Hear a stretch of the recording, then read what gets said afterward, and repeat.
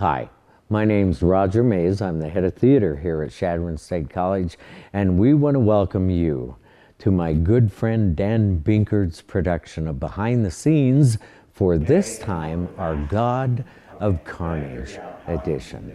Inside, you're going to meet all of our actors and find out how they've approached their characters and what they like about being a theater student here at Chadron State College. So you're going to find out about our play and our program and our students. So once again, thank you for joining us on the God of Carnage edition of Behind the Scenes. My name is Erin Neal and I play Veronica Novak. And I'm James Steele and I play her husband, Michael Novak. I'm Michael Kruger. I'm playing Alan Raleigh. And I'm Hannah Clark and I'm playing Annette Raleigh. We are husband and wife. We are the parents of Henry Novak, who unfortunately got into a little incident on the playground, and we are trying to resolve said incident with the parents of the other child. Yes, and they come over and fun things happen. Well, we try to be the nicer parent in the beginning. The character Alan, he's always on his cell phone and that gets everybody annoyed. Then we have Veronica constantly complaining about everything and everyone, and everybody gets sick of each other, and that just adds more and more and more. And then I make the suggestion, hey, we should all drink some rum. Yes, as the night progresses, all of these characters just degenerate into a very childlike state where they're not behaving like adults at all. On one level, I do think it's about judging people, because each couple is judging the other couple based on their ability to be a partner to one another, their ability to parent their child, their ability to present this good social face. And so as they judge each other, they themselves are becoming into this terrible light, and they realize that they might not be as great as they think they are. They're sort of like, you judge the speck in your brother's eye before removing the log in your own. It is enjoyable. I thought originally when I first read it, I was like, oh, this is just a play where a bunch of people fight and argue about vague social issues, a talking room kind of play. And I realized that when you put action to it and you make these people come alive, you see how it's about their own characters, and when you're stripping away those layers, and you find the little kid that's within them that they've tried to cover up from everybody else. I wish Crossfire was like this, where there's like a 2-drink minimum. Everyone's getting pissed at each other and just letting it loose, instead of sitting there and looking like idiots while they get flustered behind their desk. Veronica is a very worldly person. She's very concerned with events in Africa.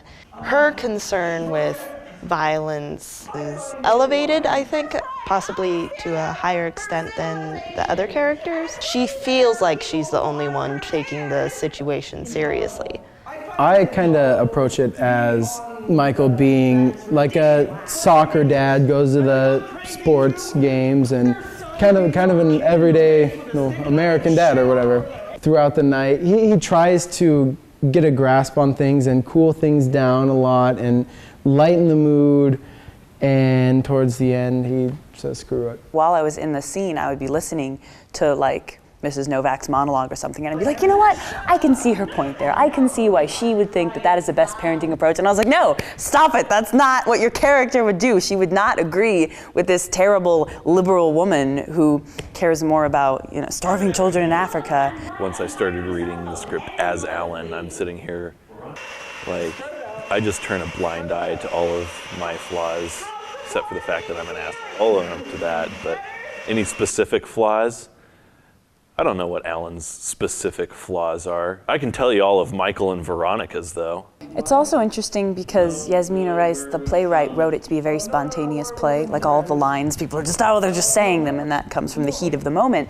And when you're doing that, it's hard to think, well, why is my character actually saying that? Yes, it's in the heat of the moment, but they're not just yelling out like rainbows, platypuses. They are saying these things because they want something.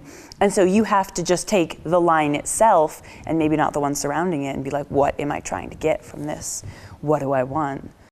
Expect a lot of yelling. Don't expect to like any of the characters. And if you don't like those characters, maybe it's because they may or may not hold some of the traits that you yourself do, and that you don't like them because they're a lot like you, and the same things you don't like yourself for. Life as a theater student is you definitely get a close connection with your theater family, especially when you're seeing them in classes all the time.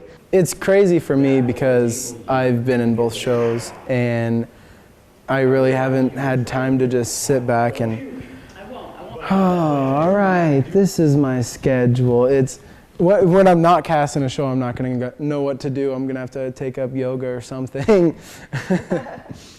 But it's real busy. I love it though. Oh yeah.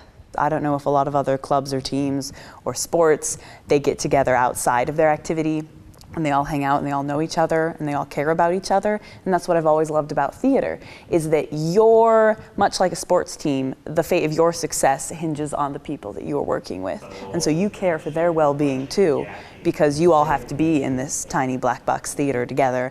And if the other person isn't right on the ball with you, and if they're not understanding where you're coming from, then you'll fail mutually. And that fosters teamwork more than any, falling back trust exercises ever could.